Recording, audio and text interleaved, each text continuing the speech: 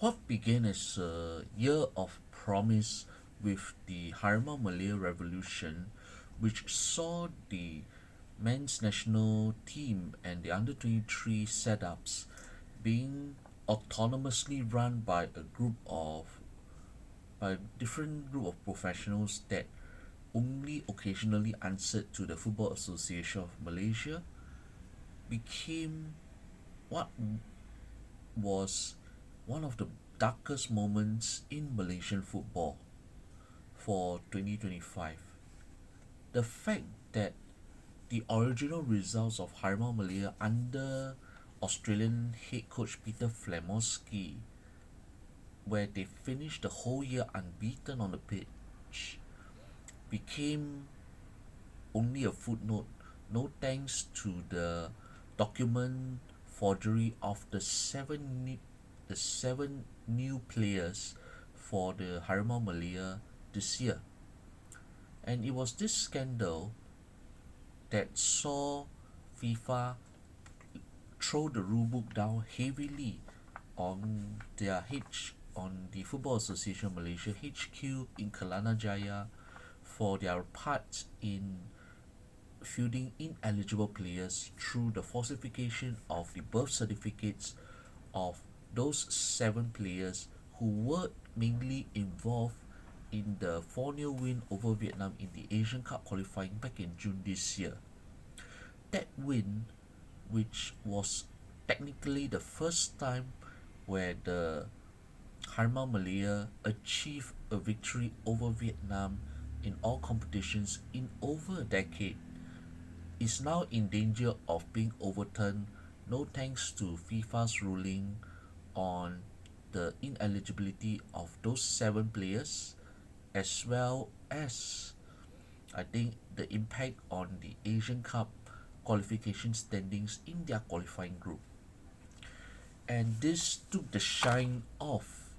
what Flamowski and the Harimau Malaya technical team had done to implement a system and of professionalism with infrastructure which was backed by what he called himself the facilitator of this project, the from the region of Johor, Tunku Ismail Sultan Ibrahim, who also happens to be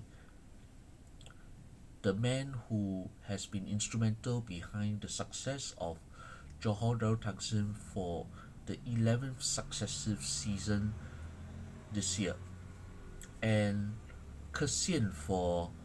Flamowski, because when the Australian first came into Malaysia, his role was to rebuild a Malaysian national team that underperformed in the ASEAN Championship under the previous head coach. And rebuild he did, even without those seven players, who were João Figueiredo, Hector Havel, John Irazabal,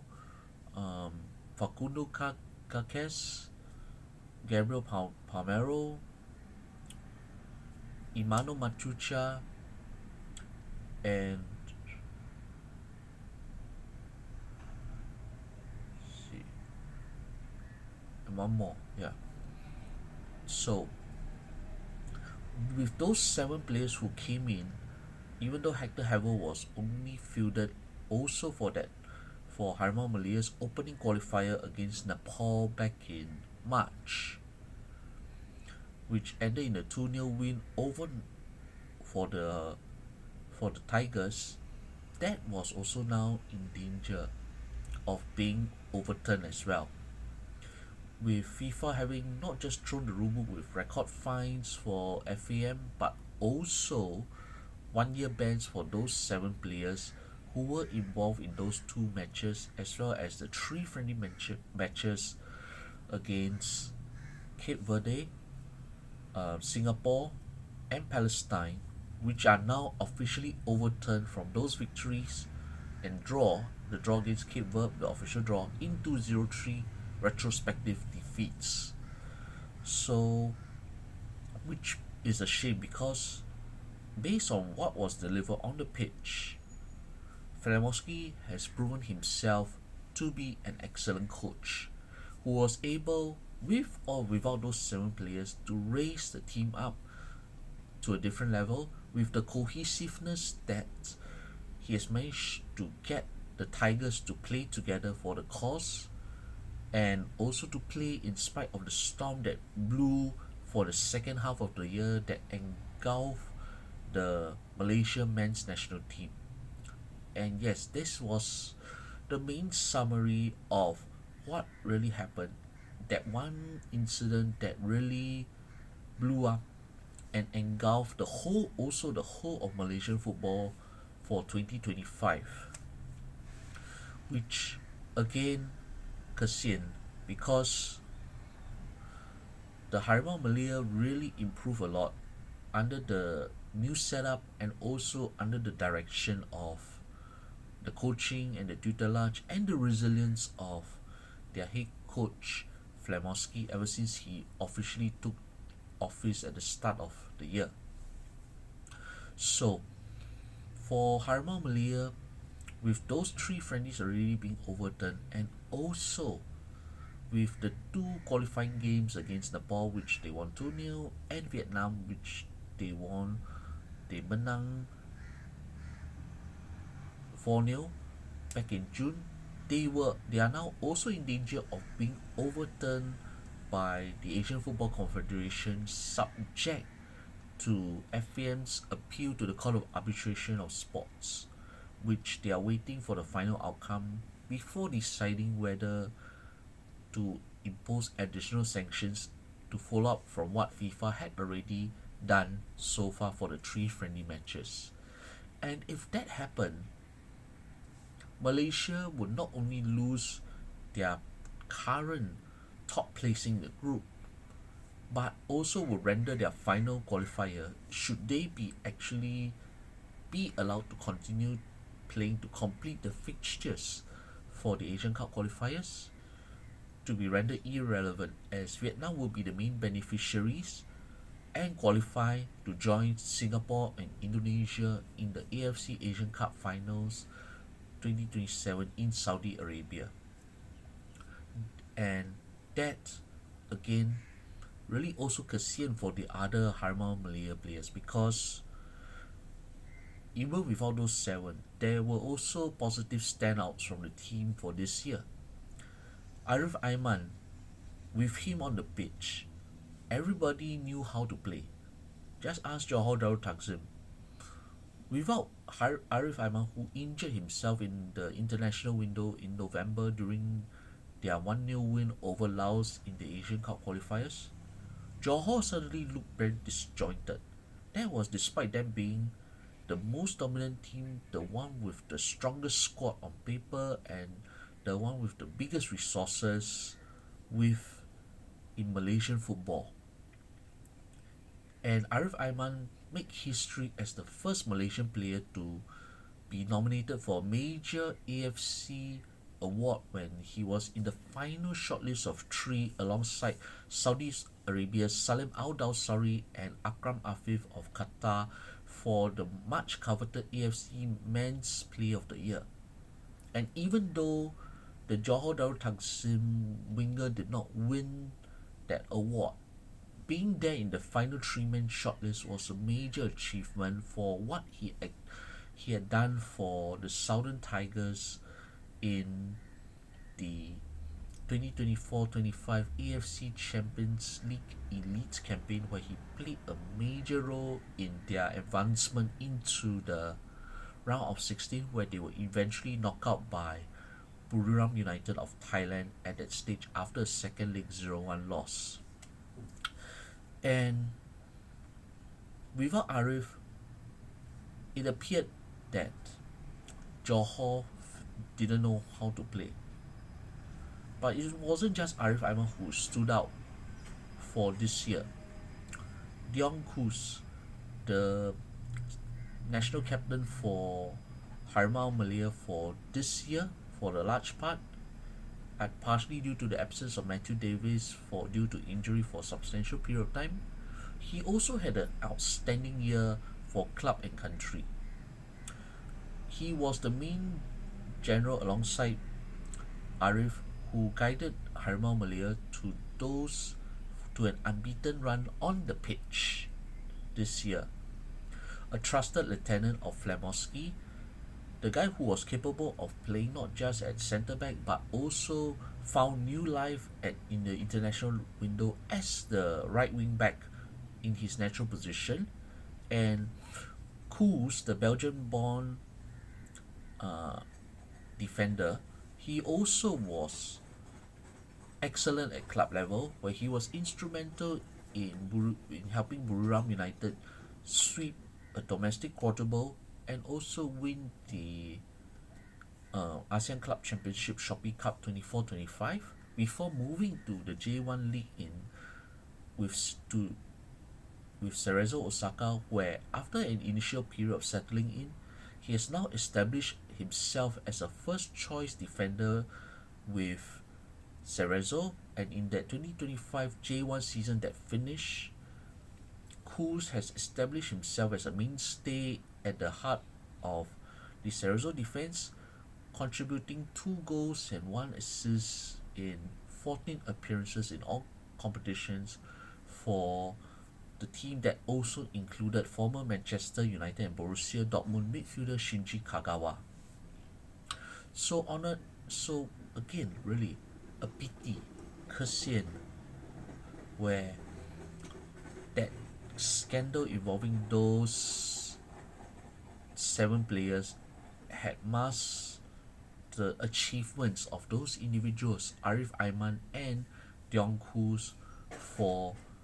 the year, where their excellence on the pitch was overshadowed by that 7 player scandal, which was also a pity because those 7 players, when they came,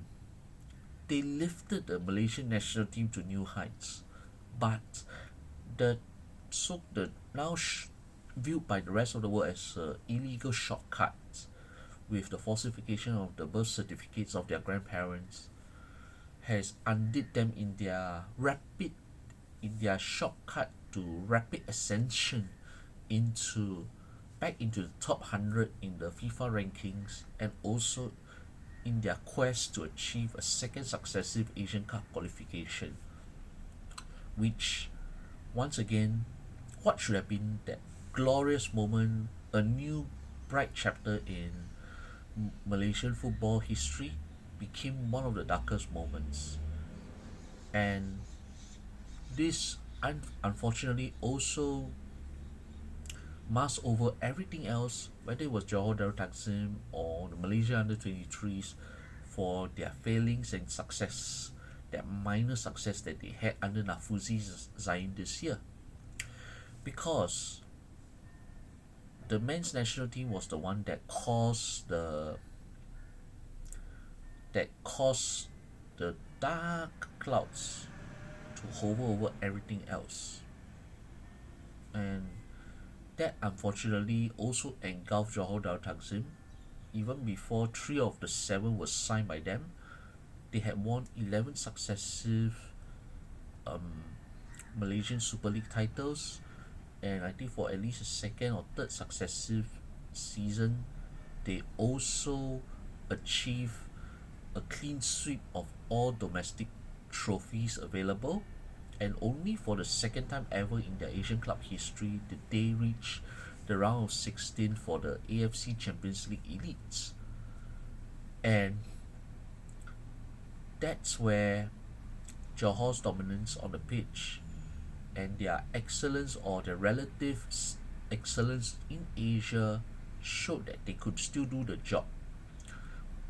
And where everything was centered around Arif. Without this talismanic forward, what would Johor be? As they found out to their own cost when they were without Arif due to injury for the last 2 months of the season before they gradually recovered to get back on track again. For Johor, once again in this current season, they had already won the Piala Subansing. They also won the Piala FA Malaysia with a final win over Sabah, and they are now also flying the flag high for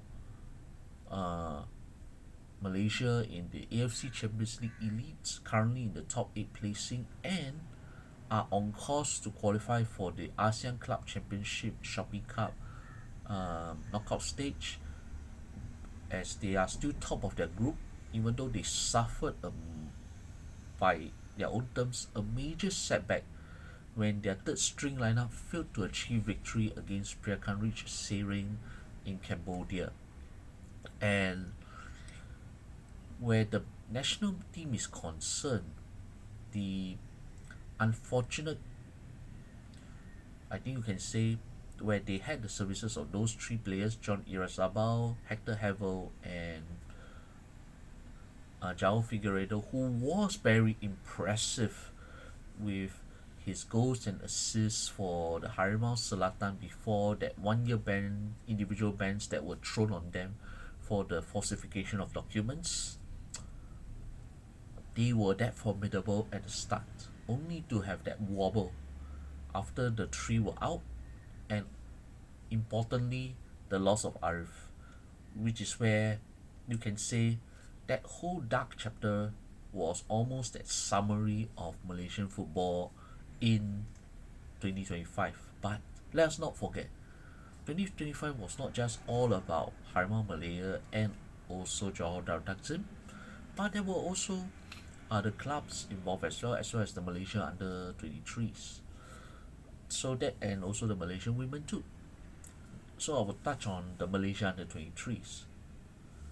They are also part of that Harimau, the autonomous Harimau Malaya setup alongside the men's national team.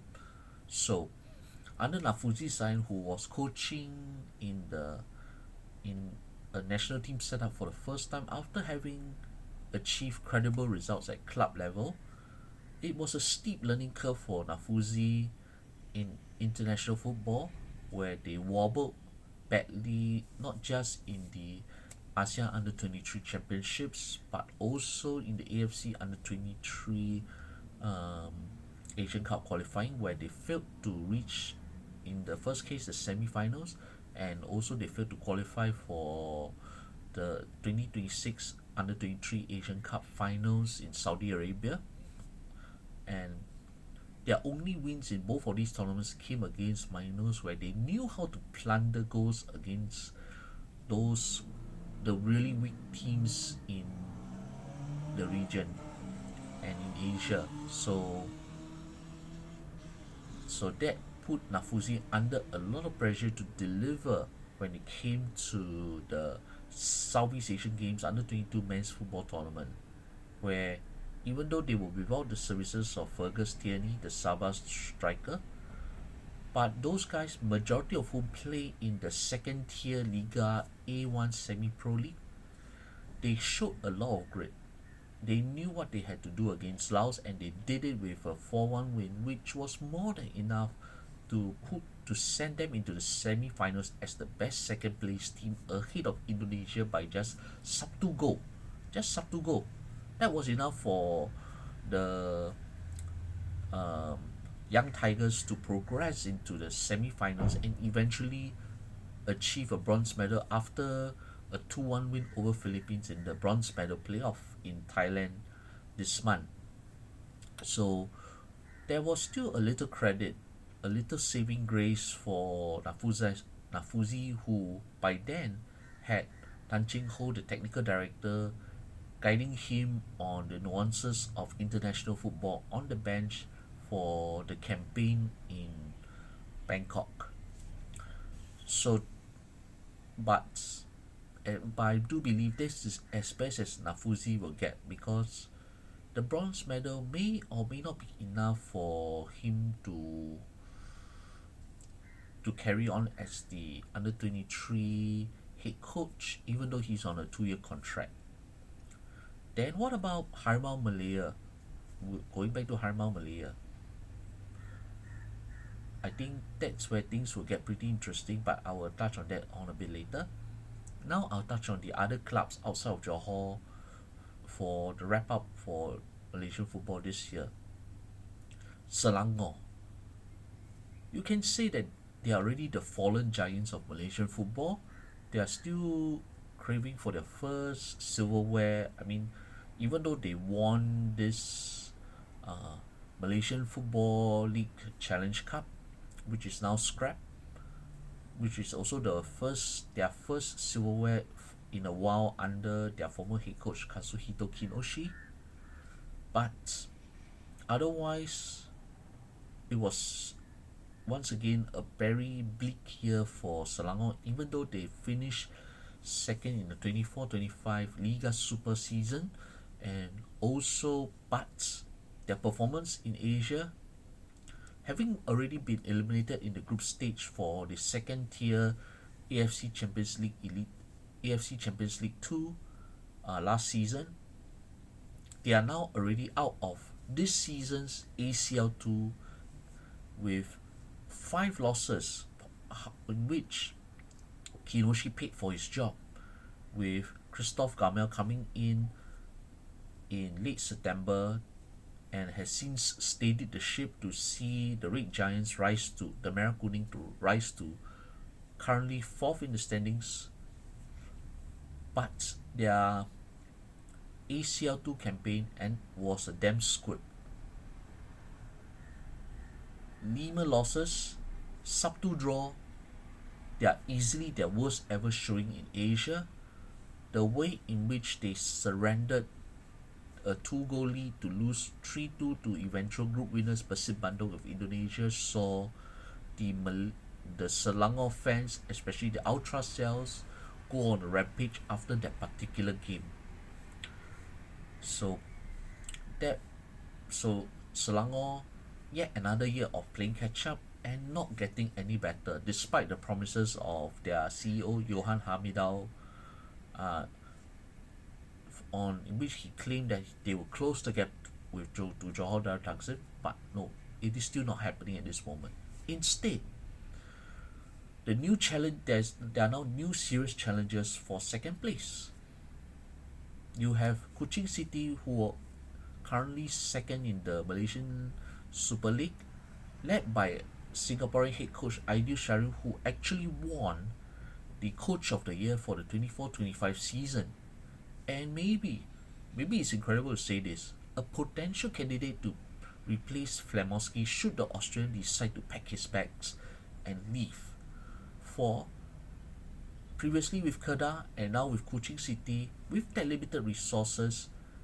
the Singaporean was able to achieve outstanding results. In fact,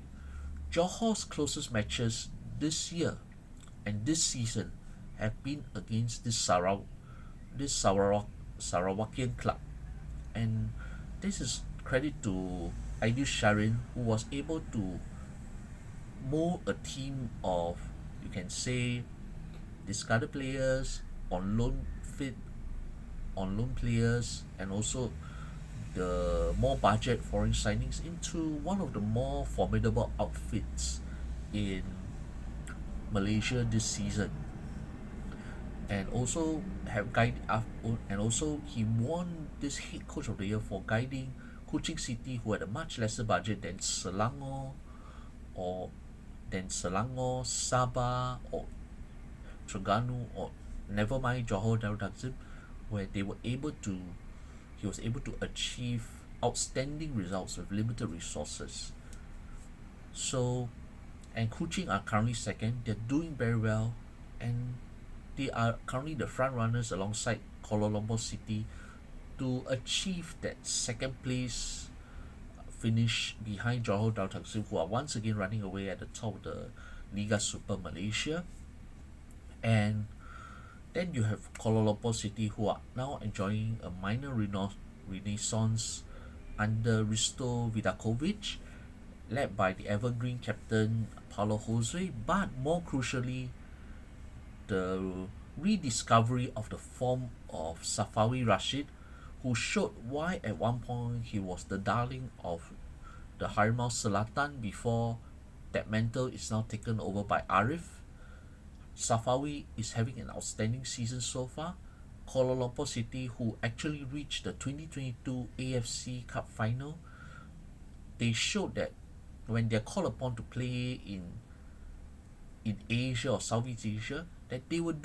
try to do something with it, even though their collapse at the first half of 2025, especially when they were eliminated at the group stage of the 24-25 Shopee Cup campaign, showed. But with a reinvigorated squad with some financial issues cleared, Kuala Lumpur City are rising again to be one of the contenders for that second place position. And with Selangor not contributing any coefficient points for Malaysia in the last two Asian club campaigns, I would say it is time for either Kuching City, Kuala Lumpur City, or even Terengganu to come in to show what they can do in Asia instead of Selangor. And with even though Selangor are still doing well in this season's Shopee Cup as well, then what about the women? The Malaysian women unfortunately had a rather poor year overall. They failed to qualify for the Women's AFC Asian Cup, and they were eliminated in the Southeast Asian Games Women's Football Tournament that was held in Chonburi after they lost all three games to Philippines, Vietnam, and Myanmar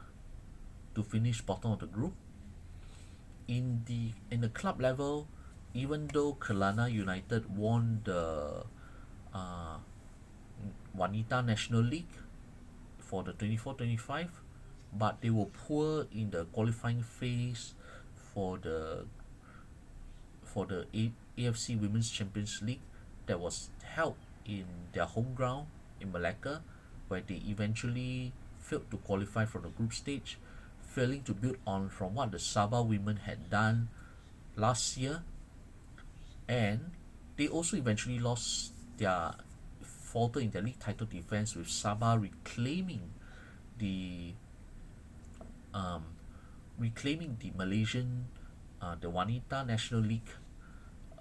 title this month after defeating sweeping past their rivals to reclaim their place among in the AWCL for the next season 26-27 campaign. And still on the men's club side, which I think I didn't mention, for the first time since 2015, Liga Super Malaysia has a new foreign club that is competing. In this case, the return of Duli Pengiran Muda Kota Football Club, or DPMM FC in short, to the Malaysian League after they spent several years playing in the Singapore League. And for the Brunei club, this is their first time back in Malaysia since 2008, where they barely survived relegation from that 2008 season. And their opening months had not been easy, as they suffered heavy defeats after another before they achieved an outstanding run this month with 3 successive wins. That came after that wobble, the steep learning curve, as that which included a record 0-10 away loss to Johor Darul Takzim, who didn't even field the strongest team but had Arif Aiman and Bergson on the pitch. But with a better understanding on how Malaysian football operated, with the lessons learned from those heavy losses in Piala FA and Liga Super, DPMM have now steadied themselves to a mid-table position as the year comes to a close. Now,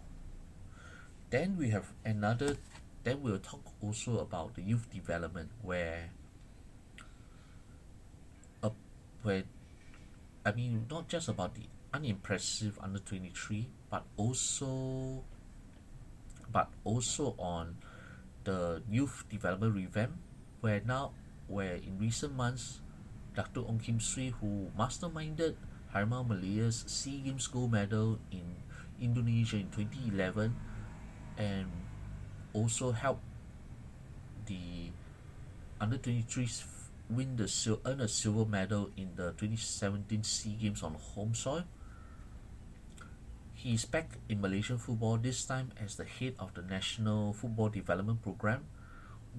tasked with revamping the football system, which in recent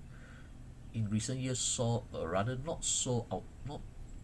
rather weak generation of players that were coming through into the mainstream national football system. And where that was concerned, um, Malaysian football is once again back in the hands of an experienced head coach who knows the ins and outs of youth development, whose biggest strength is actually in this particular area, and is now tasked with overhauling the youth development system, which is currently under the supervision of current FM council members Datuk uh, Zainal Abidin Hassan and Datuk Dola Saleh. So, and already there's been a little uproar over ever since Dr. Ong Kim Swee took charge, with a number of Academy Mokhtar Dahari coaches being removed shortly after he took office. So it remains to be seen how this Malaysian boys youth development is going to evolve, especially with the arrival of an experienced youth specialist who knows what it means to train and develop the young players, having produced the likes of Mahali Jasuli, Nasmi Faiz, and that particular cohort for Badro Bakhtia and the like, for who went on to succeed in the Malaysians in the domestic league. So the onus is now on him to produce that kind of players. Even though the under 23 team that was assembled was overall in quality not as good as the previous batches, the slight saving grace in winning the bronze medal showed that there was still something in the Malaysian youth teams, that they were still able to produce something even against the weak opponents in scoring the goals, but not as competitive against the better teams in Southeast Asia, let alone Asia, where the Malaysian fans would probably have seen better days, not just in recent past but also in the many decades ago. And then moving on, going back to that dark chapter, it was that dark chapter that saw the shortest FAM presidency reign ever, with Johari Ayub leaving the post 6 months after being elected unopposed, and with the entire FAM council under fire for being culpable for the document forgery scandal, for which TMJ or Tugu Ismail had already come out in a special press conference to say that he would take responsibility for that, and where he considered that points would be deducted. So he knew that there would be consequences and things had gone wrong. But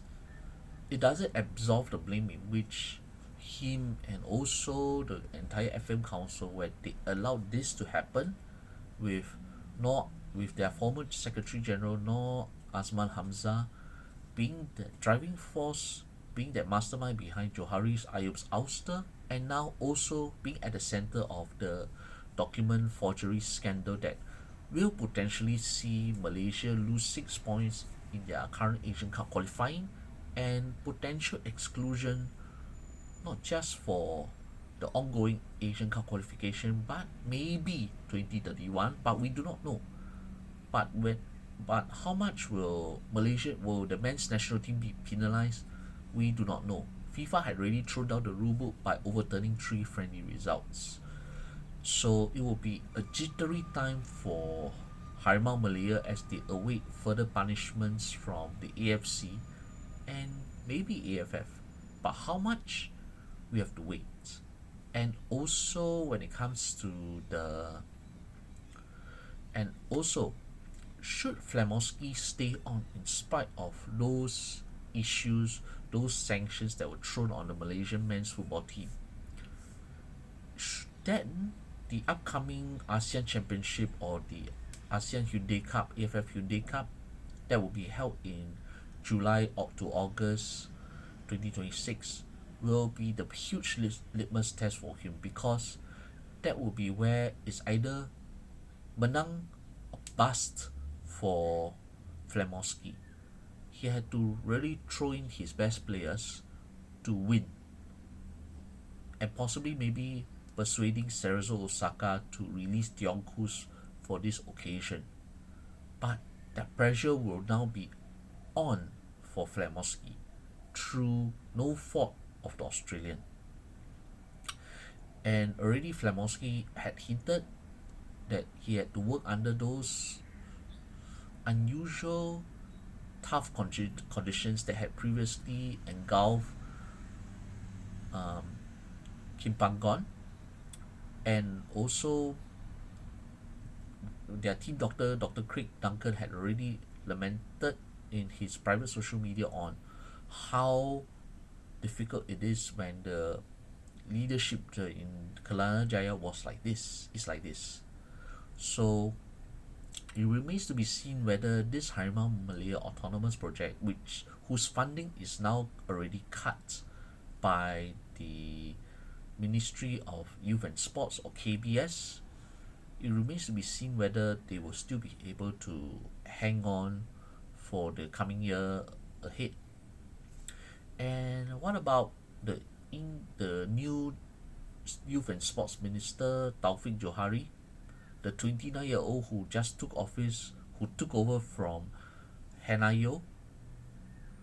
I think it remains to be seen. Will he be